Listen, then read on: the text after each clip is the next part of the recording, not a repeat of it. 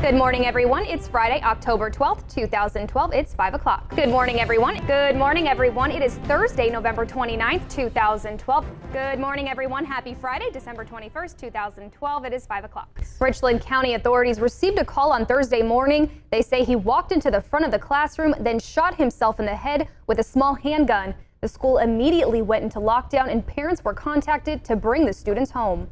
The student never lost consciousness and was taken to the hospital in Breckenridge for treatment. New developments in a murder case we've been following for you. Morrison County authorities saying two teenage cousins were busy plotting another robbery. The fire might be out, but the damage left in the small community of Bucyrus, North Dakota will take months, if not years, to replace. Churches around the country will help remember the victims this morning. ABC's Wendy Gillett joins us with the latest from Newtown. Good morning, Wendy.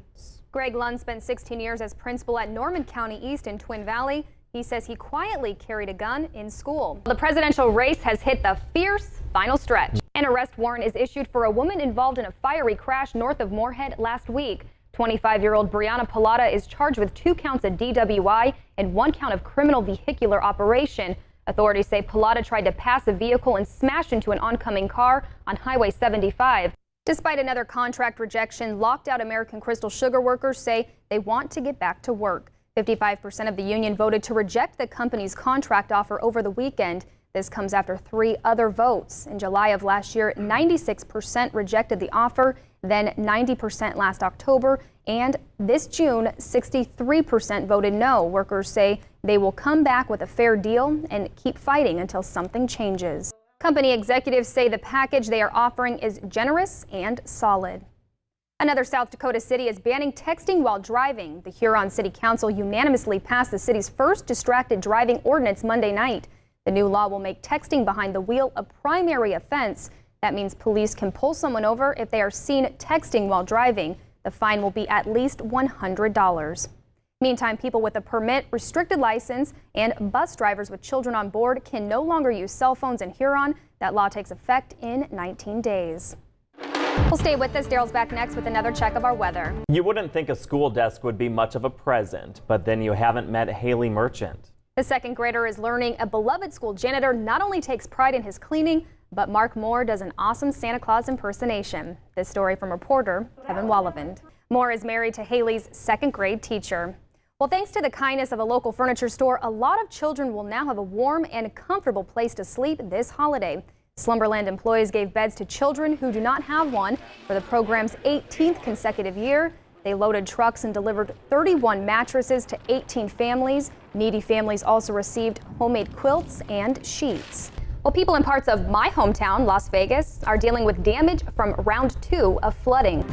Stay with us. Daryl's back with another check of our weather. Looks like it's going to be a bit breezy out there. Let's head over to Daryl. Morning, Daryl. Good morning. All right, thanks, Daryl. A decidedly different debate. This time, Joe Biden and Paul Ryan clashed on nearly every issue, stopping just short of calling each other liars.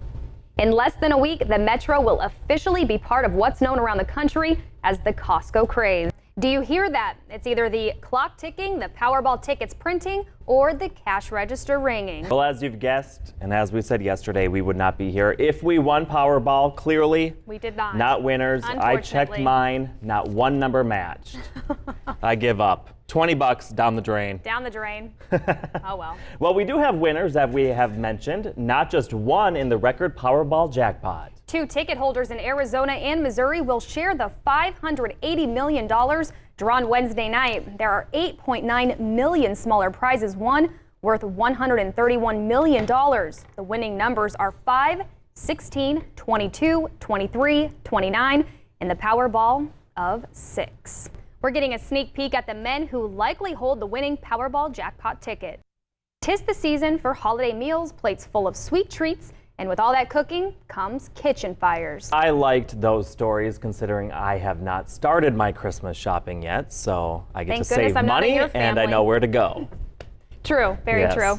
In the next hour of First News, I'll bet this may excite some of you. Electronic pull tabs possibly flying into a popular airport. This construction site of the new West Fargo High School is now shut down after the accident happened late this afternoon. A 28-foot steel beam fell on the 30-year-old male victim. He was pronounced dead at the scene. The victim's name will be released once all of the family has been notified. I reached out to Scott's Electric and the West Fargo School District. Both declined to comment. It's still unsure tonight as to when construction will resume here at the site. Yeah, Dana, Kirsten, the weather is perfect out here. The grills are hot, and all of the finger-licking goodness is being served right here at Rib Fest. If you are planning to come out to Rib Fest, it runs through Saturday. Gates open are from 11 to 11. Admission is just $5 per person. Kids 12 and under are free. Reporting live here from Rib Fest, Danielle Miller, WDAY 6 News.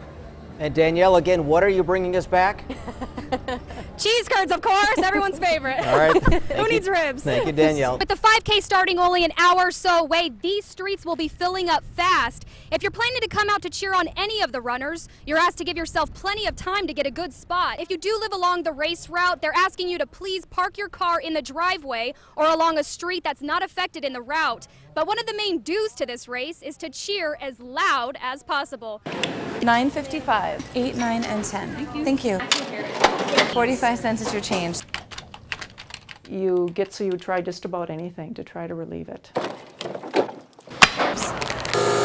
It's a parent's worst nightmare, but it's now reality for this father.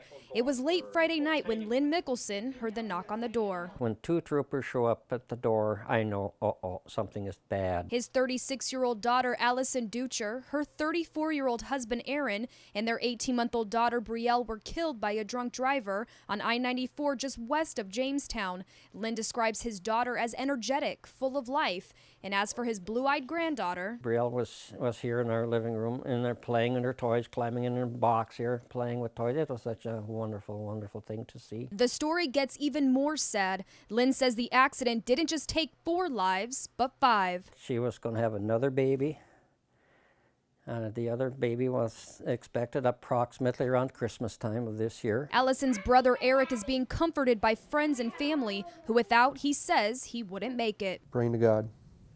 I mean, it's it. It's friends and family. He lost his best friend, but says it's the loss of an entire family that's hard. Because not only did I lose a sister, I lost a brother-in-law and a niece, and either a niece or a nephew. The one glitter of hope, or shining star as Lynn calls it. With all of the sadness, both Allison and Brielle were organ donors, giving the gift of sight. Today, those eyes are someplace else, looking at somebody. Somebody got some good out of this tragedy. This tragedy has Lynn urging all parents to hug their children and tell them how much they're loved. I won't get that chance again with any of these. I won't get that chance. I wish I could have held Brielle one more time. And Allie, too. The biggest thing this morning father wants to tell people is one bad decision to get behind the wheel can lead to a lifetime of hurt. You look at that picture, and you want to look at that and see if you want to snuff out that life, just because you want a couple of beers. See if it's really worth it. Reporting in Colfax, Danielle Miller.